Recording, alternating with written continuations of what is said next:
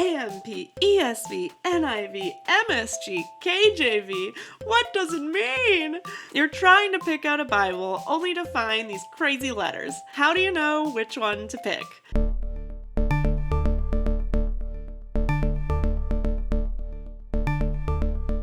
Five years ago, I moved to Costa Rica to study Spanish at a school for missionaries, and I found out very fast how learning another language and culture is such a beautiful, yet also humbling experience. Things are not always so straightforward. Words and common phrases in your native tongue may make no sense at all in another, but what I realized is that there is a concept at the heart of the words that is being expressed. So when you go to translate something, you not only consider the words, but also the concept. This idea helps us to understand why there are a variety of Bible translations to choose from. And in this video, we are going to do a basic breakdown of the translations to help you gain the understanding in how to approach and choose between different versions for your Bible reading adventure. The main thing to understand is that the Bible translations fall on a spectrum. There are two main philosophies behind how to translate from the original Hebrew, Aramaic, and Greek. These philosophies are word for word and thought for thought. And within thought for thought, you'll sometimes see it broken into another section called Paraphrase. And here are a few different images I found just with a quick Google search, just to give you a little visual of what I'm talking about here. So let's break this down a little further. Word for word.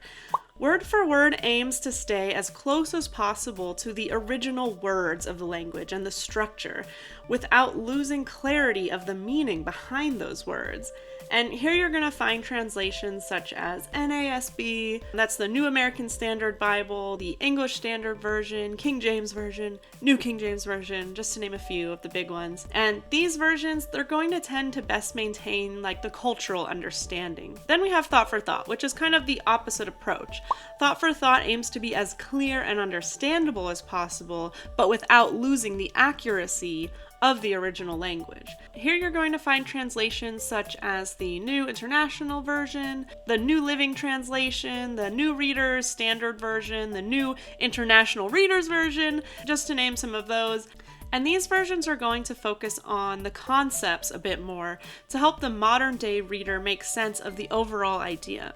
And as you go more and more into the thought for thought, you'll reach the more paraphrase versions, like the Living Bible and the Message, that more so summarize the general idea of the passage and kind of in a more informal way.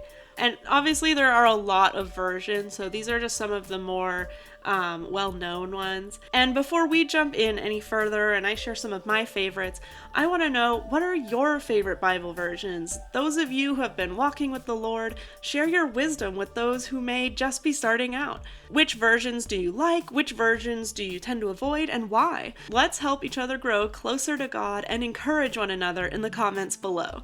When I was learning Spanish, I often found that trying to input my native English words exactly the same way, but in Spanish, was really not how it worked. Most of the time when I did, I'd find the confused face of my Costa Rican friends staring back at me, trying to make sense of what I just said. And the more I focused on trying to express the concept of what I wanted to say, even with the limited amount of Spanish vocabulary I had, I found that I was able to communicate more effectively. And you may be thinking, okay, based on that story alone, sounds like we should just focus on thought for thought versions. But the danger in that is then you begin to lose some of the cultural context. Going back to my little story, I may have been expressing myself to the best of my ability by focusing on concepts, but I could feel the sense of my own culture and the deeper meaning behind my words that I wanted to express being lost. This is why having a word-for-word translation is so powerful. It may at times be a harder reading comprehension or seem a little disconnected to our culture, but the depth of what was originally being shared and expressed can still be found in the nuances the word-for-word translations offer. For this reason, I think it is important to have your main Bible reading source near to the word-for-word end of the spectrum. However, I think you might be catching on to how we can draw much from both words and concepts, which is why there is definitely a place for the more thought-for-thought versions too.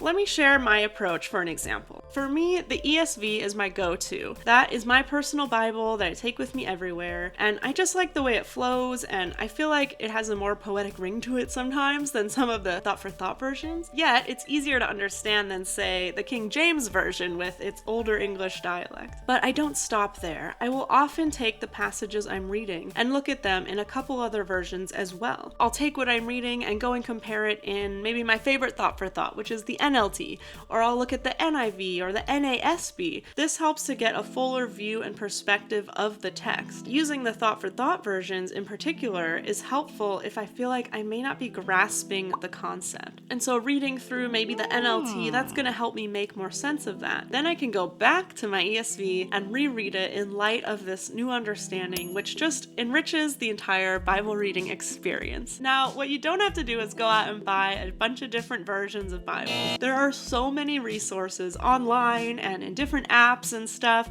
You can always look up a verse and just type in the version you want to read it in. And there's some websites that will just list it and compare the different versions side by side. So then you're able to just read through several one at a time. So you want to find a Bible that's going to be your go-to Bible, but then also always be ready to check out some of those other versions as well. Touching a little more on paraphrase versions, because these are more of a summary and can deviate from the original text, you wouldn't want to make them your main Bible source. But that's not to say there isn't a place for them. For instance, if I find a particular passage very long and difficult to understand, I may go and quickly read it in the Message just to help me get a general idea of what's going on here, just to understand what's happening overall. Then I always return to the text in my ESV Bible to make sure I have an accurate understanding of what was actually being said in the passage. Imagine you want to write a letter to someone in another country, but you have no idea how to speak their language.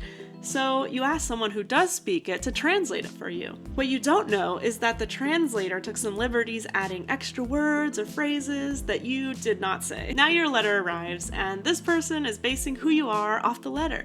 And while some of the things are accurate and what you did say and are giving a general idea, there's also a lot that you did not say, leaving them to have an inaccurate image of who you truly are and what you wanted to actually say to them. And this is what is happening with some of these more expansive versions, where there is additional text added that was not in the original manuscripts. They may relate to concepts and maybe help to bring more passion or flavor, yet in the long run can do more harm than good, as they can distort the true nature of God and what it means to be followers of Christ. So choosing a more accurate translation helps us to recognize God's voice more clearly. Then when we supplement with versions that are more summarized or have unoriginal text, or even when we read other devotionals or studies and books in general, we will be more in tune to what is really of the Holy Spirit and what is not. It is so wonderful that we have all these resources that help us understand in word and in thought, to help us learn more about God. And that is our goal after all, right? As we talked about in the previous video from this series, the whole purpose of reading our Bibles is to help us know God, to deepen our relationship with Him, and to be transformed by His words. So don't let choosing a Bible version be stressful.